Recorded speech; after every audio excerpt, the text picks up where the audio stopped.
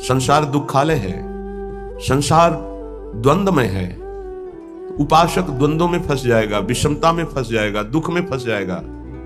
प्रभु द्वंद्वातीत है, प्रभु सुख राशि है, आनंद राशि है, सहज कृपालु हैं, समस्त सद्गुणों के भंडार हैं। जब हम प्रभु का चिंतन करते हैं तो वही हमारे हृदय में अंश रूप से प्रकाशित हो जाता है। तो प्रायः सबके मुख से निकलने लगता है, ये तो मनुष्य रूप में साक्षात भगवान है, ये तो भगवान है। क्यों? क्योंकि भगवान का चिंतन करते करते समस्त भागवतिक गुण आ गए। और जब संसार का चिंतन केवल होता है, स्वसुख वांछा होती है, तो ऐसा नीच स्वभाव हो जाता है कि सबके मुख से निकलने, ये तो राक्षस है मनुष्य रूप में। तो खास बात निकली चिंतन। यदि उपासक का चिंतन शरीर का होता है, शरीर के भोगों का होता है, शरीर के सुखों का होता है, तो वो उपासक नहीं, वो विषयी है। यदि विषयों का सेवन करते हुए भी प्रभु का चिंतन होता है तो वो उपासक है, चाहे गृहस्थ हो चाहे विरक्त हो। प्रभु के सिवा अन्य किसी का चिंतन होना अपने अंतःकरण को मलिन करना, अपनी स्थिति को बिगाड़ना है। केवल प्रभु का चिंतन करना, बहुत कम समय में भगवत प्राप्ति कर लेना है। ये बात हृदय में बैठा लिए। हम जिसका चिंतन करते हैं वो बिना प्रभाव दिए नहीं रहता, ध्यान रखना। तो जब हम गंदी बातों का चिंतन करेंगे, जगत का चिंतन करेंगे, तो जगत को भगवान ने दुखालयम कहा है। चाहते सुख और चिंतन करते हो संसार का, तुम्हें सुख मिलेगा। जो आनंद सिंधु सुख राशि प्रभु हैं, सुख चाहते हो तो प्रभु का चिंतन करो। जब दुख नहीं चाहते हो तो सुख सिंधु प्रभु का चिंतन क्यों नहीं करते? चाहते हो सुख और चिंतन करते हो संसार का, चाहते हो सुख और करते हो पाप, जिसका परिणाम है दुख। पाप का तात्पर्य होता है शास्त्र विरुद्ध आचरण, वही पाप कहलाते हैं, वही अपराध कहलाता है। इसलिए हर उपासक को हर क्षण अपने आराध्य देव के चिंतन को संजोना चाहिए, संवारना चाहिए, छुपाना चाहिए, बचाना चाहिए, बचाना चाहिए। ऐसा कर ले गया तो दिव्यानुभूतियां उसके हृदय में ऐसी सच्ची मानिए, आपको जो सुख प्रभु के चिंतन में मिलेगा वो ब्रह्मा के पद में भी नहीं है।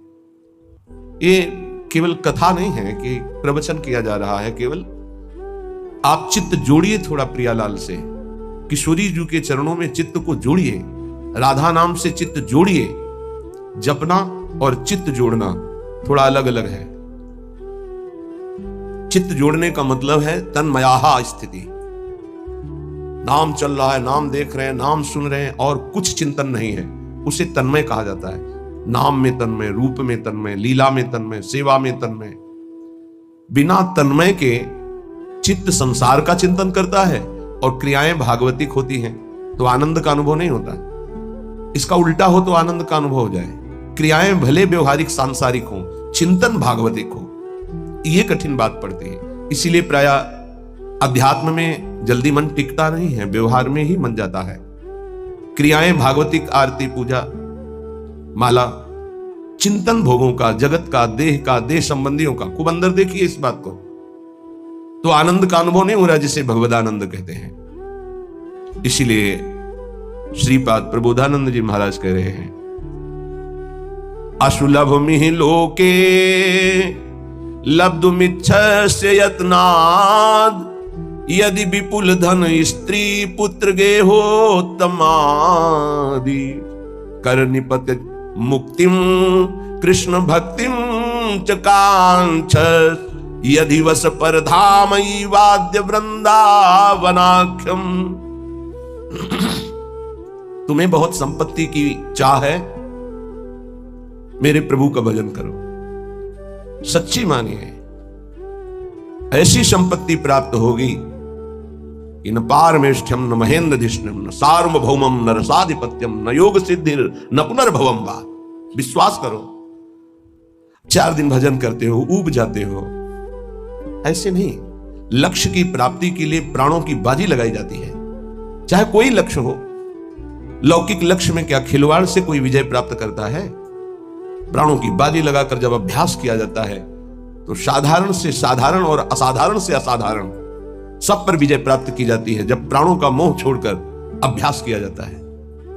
ऐसे ही भजन का अभ्यास, आप मान लीजिए जो चाहिए वो प्राप्त हो जाएगा। श्रीपाद कह रहे असुलभ मिह लोके लब्धुमिच्छस्य यत्नाद, तुम प्रयास से उतना धनी नहीं हो सकते हो जितना भगवत कृपा से हो जाओगे। प्रयास तो सब कोई कर रहा है कि मैं सर्व सुखों का भोक्ता बन जाऊं, पर बन पा रहा है क्या? भगवान के नाम का चिंतन करते हुए जथा लाभ संतोष सदा काहू सो कछु न चाहोंगो, ये स्थिति सुदामा जी की थी। कई कई दिन घर में भोग नहीं लगता था, तुलसी दल और चरणामृत से बच्चों का पोषण होता था। एक दिन द्वारिकाधीश की कृपा कटाक्ष हुई, द्वारिकापुरी की तरह वैभव सुदामापुरी में। भगवान के लिए कुछ मेहनत करनी पड़ती है। एक संकल्प से अनंत ब्रह्मांडों का सृजन हो गया, लेकिन बलिहारी सुदामा जी की एक दाना भी नहीं पाया वहां का। वो भिक्षा से ही जीवन यापन करते रहे। पत्नी से कहा तुम्हें सुख सुविधा चाहिए थी, मेरे मित्र ने दे दी। मैं सिर्फ श्री कृष्ण से प्यार करता हूं, श्री कृष्ण के वैभव से नहीं। ये क्या चाहिए? असुलभ मिह लोके, जो तुम्हें इस लोक में सुलभ नहीं हो सकता वो तुम्हें प्राप्त हो जाएगा। ये आंतरिक बात है। जब आपकी स्थिति ऊंची उठेगी भजन से, तो दिव्यताएं आपके सामने आएंगी। जैसे आप बैठे हैं, ऐसे दिव्य लोकों के वैभव, दिव्य लोकों के देवता, दिव्य लोकों की सिद्धियां उस उपासक के सामने उपस्थित होती। मुझे भोगो, मुझे स्वीकार करो, क्या चाहिए तुम्हें, बोलिए। और जब वो नहीं बोलता है तब स्थिति आगे बढ़ती चली जाती है। आखिर में श्री भगवान को आना पड़ता है, क्या चाहिए। जब उनसे भी नहीं बोलता है तब वो अधीन हो जाते हैं और संग संग डोलते हैं। जहां मेरा भक्त चरण रखे वहां रखूं मैं हाथ, पीछे पीछे मैं फिरूं कभी न छाड़ू साथ। मान लो मेरी बात, अगर नाम जब चल रहा है तो असुलभ मिह लोके लब्धुमिच्छस्य यत्नाद, जो बड़े प्रयास से यहां प्राप्त नहीं हो सकता वो तुम्हें प्राप्त हो जाएगा। सबसे बड़ी बात, सूक्ष्मता से विचार कीजिए। आप धन क्यों चाहते हैं? तो उत्तर आएगा भोगों के लिए। सीधी बात है। धन से हम मकान बना सकते हैं, हम सुंदर सुंदर भोग एकत्रित कर सकते हैं, कपड़ा लत्ता भोजन भोग सामग्री सब ठीक है। इन भोगों में सुख है, ये अज्ञान से आपने मान रखा है। नहीं तो ऐसे हैं, जितना आप धन चाहते हो, जो भोग चाहते हो, ये सब उनके पास है, लेकिन असंतुष्ट है। आपकी पहुंच नहीं है, इसलिए वो आपसे थोड़ी बताएंगे।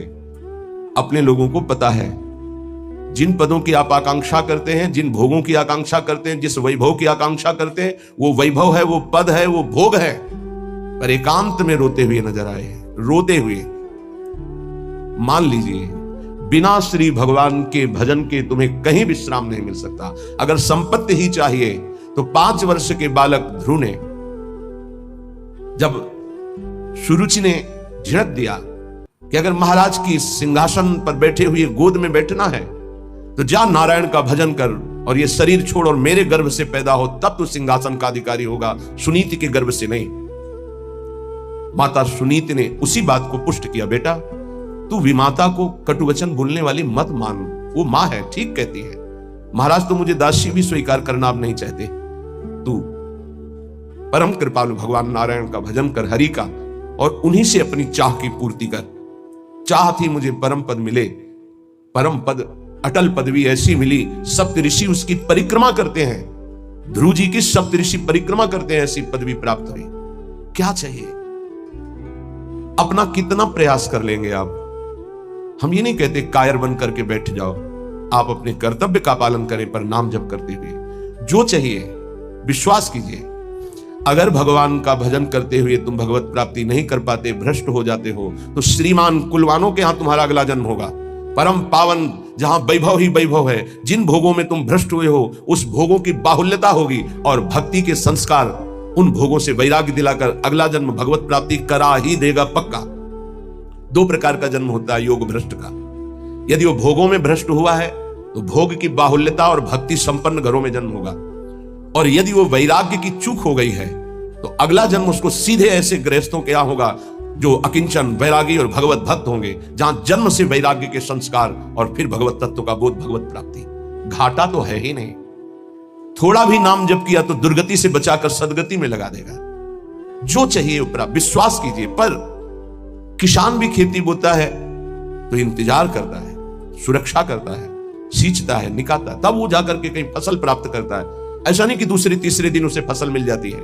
आज आप नाम जपना शुरू, सोचते हैं एकदम चमत्कार हो जाए, जो कहा जा रहा है एकदम संपत्ति आ जाए, एकदम सारे दुख मिट जाए। ऐसा नहीं होता, ऐसा नहीं होता। कोई कार्य एकदम ऐसे नहीं होता, उसकी भूमिका बनती है। पहले अनर्थों की निवृत्ति होती है, जिसको पाप कहते हैं। पाप प्रवृत्ति का नाश होता है, पहले पाप नाश, फिर पाप प्रवृत्ति का नाश, फिर भागवतिक भावों का उदय, फिर जो चाहोगे प्राप्त हो जाएगा।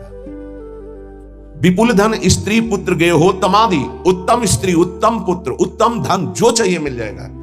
भगवान ने कहा है आर्त अर्थार्थी जिज्ञासु ज्ञानी 4 प्रकार के भगत होते हैं। एक संकट निवृत्ति के लिए, एक धन प्राप्ति के लिए। धन भी चाहिए तो श्री हरि का भजन करो और अपने कर्तव्य का पालन करो, और जैसे तुम्हें वो रख रहे हो वैसे राजी रहो। आगे चलकर जब इस फसल की अन्न राशि एकत्रित होगी, अर्थात तुम्हारे इस भजन का फल आएगा, तो निहाल हो जाओगे, इसी जन्म में निहाल हो जाओगे। मान लीजिए, प्रार्थना है, मान लीजिए, ये मनमानी आचरण बंद करके भगवान के आश्रित होकर नाम जप कीजिए। ये तुम्हारे गंदे आचरण, गंदा भोजन, गंदे विचार, ये तुम्हारा नाश कर देंगे। जो तुम्हें लगता है अरे कुछ नहीं है, जब विपत्ति और संकट और पापों का फल आता है तब समझ में आता है कि हमने क्या गलती की है। इसलिए कर निपतित मुक्तिम कृष्ण भक्तिम, बहुत सुंदर बात है। यदि तुम्हें विपुल धन चाहिए, सुंदर स्त्री चाहिए, पुत्र चाहिए, वैभव चाहिए, उत्तम घर चाहिए, सच्ची मानिए, बार बार सच्ची इसलिए करें कि आप विश्वास कर लीजिए, विश्वास कर लीजिए। बिना किसी प्रयास के अनायास ही अनंत ब्रह्मांडों का सृजन भगवान ने किया है। ये तुम्हारे लिए कुछ बड़ी बात नहीं है, तो क्यों नहीं कर देते भगवान? इसलिए नहीं कर देते कि तुम अपने अहम को पुष्ट किए हो, तो अहंकारी को अपने कर्म का भोग भोगना होता है। ये सिद्धांत है। अहंकार विमूढ़ात्मा करता हमिति मन्यते, तो भोगता उसको बनना पड़ेगा। अवश्यमेव भोक्तव्यम कृतम कर्म शुभाशुभम। अगर अहंकार भगवान के चरणों में समर्पित कर दो, तो जीवन का वो प्रकाश, वो आनंद, वो वैभव कैसे तुम्हें बताएं? किस बात की कमी है? हमारा चिंतन प्रभु में नहीं जुड़ा, बस इसी बात की कमी है। अगर हमारा चिंतन जुड़ जाए तो श्रीपाद प्रबोधानंद जी कह रहे हैं असुलभ मिह लोके, जो इस लोक में तुम्हें लुब्ध मिच्छस्य यत्नाद, यत्न करने पर भी नहीं प्राप्त हो सकता, वो विपुल धन स्त्री पुत्र गे हो तमादि, उत्तम गेह, उत्तम स्त्री, उत्तम पुत्र, उत्तम संपत्ति, ये तुम्हें प्राप्त हो जाएगी। बोले नहीं, ये तो मुझे नहीं चाहिए। तो बोले कर निपतित मुक्तिम, तुम्हारे हाथ में मोक्ष पदवी, भजन करो। बोले ये भी नहीं चाहिए। तो बोले कृष्ण भक्तिम च, श्री कृष्ण की प्रेम लक्षणा भक्ति प्राप्त हो जाएगी। परम धाम वाद्य वृंदावनाख्यम, यदि वृंदावन धाम का आश्रय लेकर भजन शुरू कर दिया, सब कुछ प्राप्त हो जाएगा। वृंदाटवी सहजवीत समस्त दोषा, दोषा करानपि गुणा करताम नयंती, पोषाय में सकल धर्म बहिष्कृतस्य, शोषाय दुस्तर महागतयस्य भूयात्। चाहे जितना बड़ा पापी, नीच आचरण करने वाला दोषी पुरुष हो, वृंदाटवी सहज वीत समस्त दोषा, दोषा करानपि गुणा करताम नयंती, जिसमें एक भी गुण नहीं है, केवल पापाचरण है, ऐसा पुरुष भी यदि धाम का आश्रय ले ले और नाम जब शुरू कर दे, तो कह रहे हैं सर्व दोषों का नाश करके सर्व गुणवान बना देता है। महर्षि ब्रह्म ऋषियों की पदवी में पहुंच गए केवल नाम जप करके, भगवान का आश्रय लेकर के। पोषाय में सकल धर्म बहिष्कृतस्य, मेरे में एक भी धर्म नहीं, मैं सर्व धर्मों से बहिष्कृत हूं, पर मेरा महान पालन किया वृंदावन ने, और मेरे दुस्तर पापों का नाश करके सर्व गुणवान बना दिया। श्रीपाद प्रबोधानंद जी कहते हैं। देखो, सिद्धांत को समझ लोगे तो बहुत सुखी हो जाओगे। एक भृंगी नाम का कीड़ा दूसरी जाति के कीड़े को लाकर मिट्टी के घरौंदे में पैक करता है, फिर उसे ऐसे डंक मारता है, और भन डंक इसलिए मारता है, उसको आकर्षित करता है अपनी तरफ। वो भयवश उसका चिंतन करता है। चिंतन करते करते वो तदाकार हो जाता है, और उस बिना शरीर छोड़े उसी शरीर से वो भृंगी जाति का कीड़ा बन जाता है। और जब हम प्रभु की शरण में होकर प्रभु का प्रेम से भजन करते हैं, तो हम भगवत स्वरूप नहीं हो जाते। ब्रह्मविद ब्रह्मयु भवति, वो भृंगी कीड़ा बन गया बिना शरीर छोड़े। ऐसे इसी शरीर में आप भगवान के स्वरूप हो जाएंगे, क्योंकि भगवान के स्वरूप आप हैं। अपने को भूल करके शरीर भाव को प्राप्त होकर आपकी दुर्गति हो रही है। इसलिए वृंदाटवी बहुभवीय सुपुण्य पुंजान, नेत्रातिथिर्भवति यस्य महामहिम्नः। आहा, जिसके अनेकों जन्म के पुण्य प्रकाशित होते हुए वृंदावन में आ पाता है। श्री जी की कृपा, समस्त सुकृत फलीभूत हुए, आपको वृंदावन आने को मिला, वृंदावन में बैठकर सत्संग सुनने को मिला। वृंदाटवी बहुभवीय सुपुण्य पुंजान नेत्रातिथिर्भवति यस्य महामहिम्नः तस्येश्वरः सकल कर्म मृषा करोति ब्रह्मादयस्तमति भक्ति युतास्तुवन्ति। जो वृंदावन आया, सत्संग सुना और जीवन का निश्चय बदल दिया। अब मेरे जीवन का निश्चय है, मैं नाम जप नहीं छोड़ूंगा। तो बोले पूर्व संचित जितने कर्म थे वृंदावन सब भस्म कर देता है। तस्येश्वरः सकल कर्म मृषा करोति। क्यों? वृंदावन के ईश्वर बड़े दयालु हैं। वृंदावनाधीश्वरी और वृंदावनाधीश्वर श्री प्रिया प्रीतम, उनकी कृपा कटाक्ष से यहां आने वाले, यहां आश्रय लेने वाले, यहां भजन करने वाले समस्त पापों से, दोषों से रहित हो जाते हैं। और एक बात खास कह रहे हैं कि सकल कर्म मृषा करोति, आगामी जो कोई गलतियां हो जाएंगी उनका उनको दंड नहीं मिलेगा। ये बड़ी बात है। यही बात हरिवंश महाप्रभु ने कहा अपने शरणागत श्री विठलदास जी को कि तिहारे आगिले पाछले अपराध हरिवंश के भी। पाछले तुम्हारे जो है वो तो नष्ट ही हो जाएंगे, और आगिले अगर कोई हुए तो हरिवंश के भी, उनको हम देख लेंगे, तुम चिंता मत करो। कैसा भरोसा इन महापुरुषों के वचनों से प्रकाशित होता है। इनको छोड़कर अब कहां किसका आश्रय ले। और खास बात कह रहे हैं, ये तो सब हो ही जाता है, उसमें ऐसे प्रेम का प्रादुर्भाव होता है। ब्रह्मादयस्तमति भक्ति युतास्तुवन्ति, ब्रह्मादि बड़े बड़े ईश्वर कोटि के महाभागवत उसकी वंदना करते हैं, जो वृंदावन प्रेम रस को प्राप्त हो जाता है। इसलिए वृंदावने सकल पावन पावनेस्मिन सर्वोत्तमोत्तम चर स्थिर सत्व जाते श्री राधिका रमण भक्ति रसैक कोशे तोषेण नित्य परमेण कदा वशामि। सकल पवित्रों को पवित्र करने वाला, जैसे भगवान शंकर, भगवान सनंदन सनातन आदि, श्री उद्धव जी आदि, ये बड़े बड़े महापुरुष जिस रज की याचना करते हैं, ये कौन है? ये जगत को पावन करने वाले।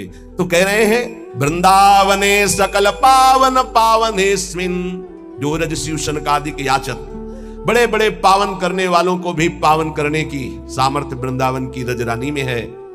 यहां जो जड़ चैतन्य वास कर रहे हैं, श्री राधिका रमण जी, राधा रमण जी महाराज, उस पर बहुत प्रसन्न होते हैं। मेरे घर में रह रहा है। तो बोले जो यहां वास नहीं कर रहे वो, बोले आश्रित है। आश्रित की भी वही गति होती है जो वास करने वाले की होती है, लेकिन हृदय से संपूर्ण आश्रय वृंदावन का हो।